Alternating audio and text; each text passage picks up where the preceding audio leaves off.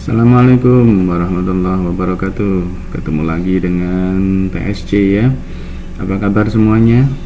Apa kabar yang ada di SMK adik-adik? Apa kabar yang ada di madrasah? Dan apa kabar yang ada di SMA?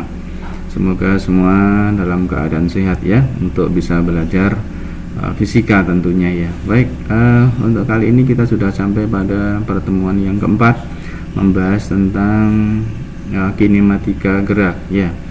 Jadi di pertemuan ketiga, di akhir pertemuan ketiga maksudnya, kita sudah sampaikan bahwa kita akan bahas yang namanya bagaimana integral itu diberlakukan untuk mencari besaran-besaran fisis yang terkait dengan kinematika gerak ya. Kita ulang sebentar. Kita punya fungsi posisi seperti ini tadi ya, fungsi posisi, kemudian di sini ada fungsi kecepatan, di situ ada fungsi percepatan. Nah, kalau naik integral, gitu ya, kalau naik integral. Nah, gitu. Sehingga kalau misalkan ya, kalau misalkan kita punya sebuah fungsi ya, misalnya gitu.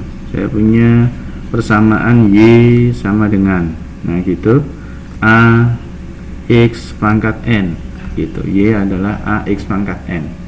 Ini berarti kita bisa membaca bahwa y itu merupakan fungsi dari x. Kalau begitu jadinya adalah kalau kita turunkan kan dy per dx gitu ya, dy per dx. Nah, maka kalau demikian nantinya kita nyari integralnya, integral dari y dx. Nah gitu, y dx itu sama dengan integral y nya ini kita pasangkan ke sana jadi a x pangkat n dx. Nah gitu. Nah, jadinya a ini adalah satu konstanta, kita boleh keluarkan dari tanda integral ya, karena ini konstanta gitu. Di integral x pangkat n dx. Nah gitu, sama dengan itu, kita pindahkan ini a. Nah, kalau tandanya integral berarti nanti jadinya mulai begini ya, jadinya begini, 1 per n plus 1. Nah gitu, ini pangkatnya nanti bertambah 1, tapi ini seper jadinya ya, x pangkat n plus 1 ya, ditambah dengan suatu konstanta c gitu ya. Jadi kayak gini, ini kaidah untuk mencari integral. Nah, tentunya nanti kalau di fisika ada batas-batas ya, karena ini mainnya dengan waktu, berarti ada T1 ada T2 di sana ya. Dia berangkat pada detik keberapa, dia berakhir di detik berapa, kita masukkan nanti batas-batasnya.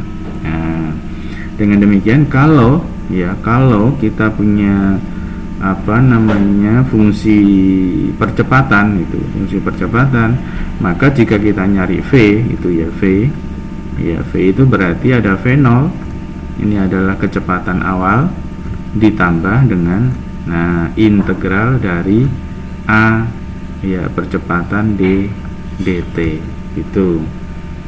Nah, demikian pula untuk yang atasnya, berarti kalau mau nyari fungsi posisi itu jadinya gimana ya, r0 itu, r0 ditambah integral dari v dt itu.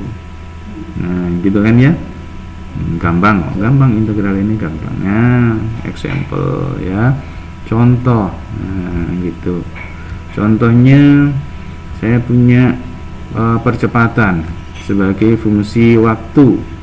Nah, yang bentuknya kayak gini, 4t kuadrat ditambah 2t itu ditambah 5 misalkan gitu, dalam satuan meter per sekon kuadrat. Jadi ini persamaan gerak dari sebuah partikel adalah seperti itu, memenuhi persamaan seperti ini.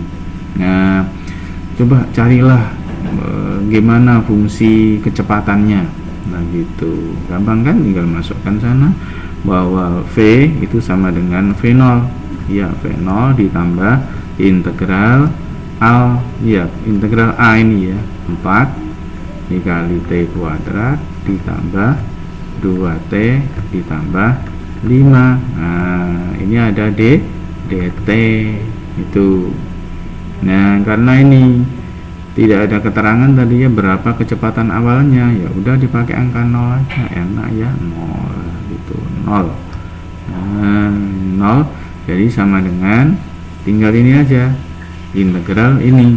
Jadi bisa boleh ini kita pisah nggak apa-apa kok, 4 T kuadrat dt boleh ya, ditambah integral 2 T dt boleh, ditambah integral 5 dt nggak apa-apa. Itu ini untuk awal ya, kita pelajari bagian-bagiannya, bagian-bagian dari integral itu nggak apa-apa dipisah-pisah kayak gini ya. Sama dengan 4 adalah konstanta, 4 dikali 1 per, loh ini turun, nah tapi ini bertambah 1/3 ya, dikali dengan T pangkat 3 karena pangkatnya bertambah 1, n plus 1 gitu. Oke, ditambah gitu, 2-nya konstanta juga, 1 per, nah ini pangkat berapa? 1, berarti 1 plus 1 berarti 2 ya, T pangkat 2 itu, ditambah 5.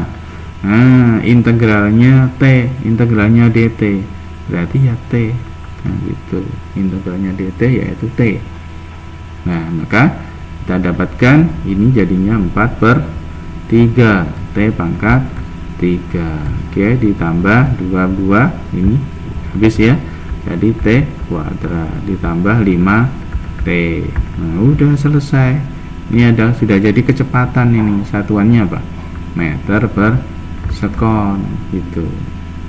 Nah bagaimana kalau misalkan dilanjut pertanyaannya, itu pertanyaannya dilanjut untuk mencari gimana fungsi posisinya gitu ya, nyari aja R gitu ya, R sama dengan R0 nah, gitu, ditambah integral dari V dt.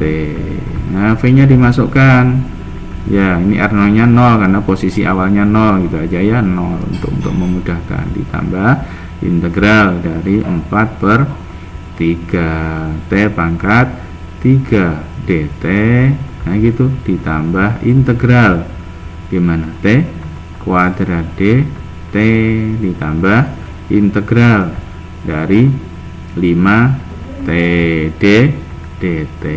Udah ketemu hasilnya, ini turun berarti ini 4/3 ya, 4/3 dikali 1/4 ya, 1/4 T pangkat 4 itu, ditambah ini dari 1/3 T pangkat 3 lu ya kan, iya ini ya, ditambah berapa ini, 5 dikali setengah T kuadrat.